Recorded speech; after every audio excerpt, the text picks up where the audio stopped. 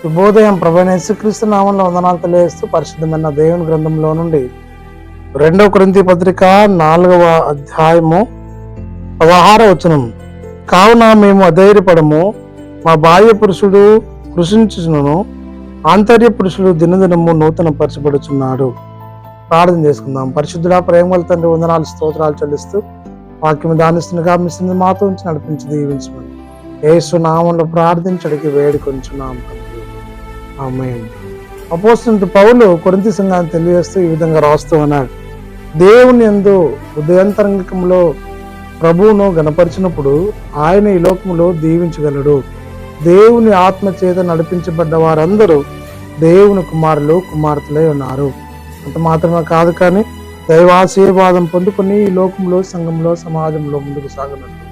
పరిశుద్ధాత్మ ఏక త్రియేక దేవుడు సదాకాలం తోడైండి దీవించి ఆశీర్వదించిన కాక. ఆమేన్. పరిశుద్ధాత్మ త్రియేక దేవుడు సదా తోడైండి దీవించిన కాక. ఆమేన్.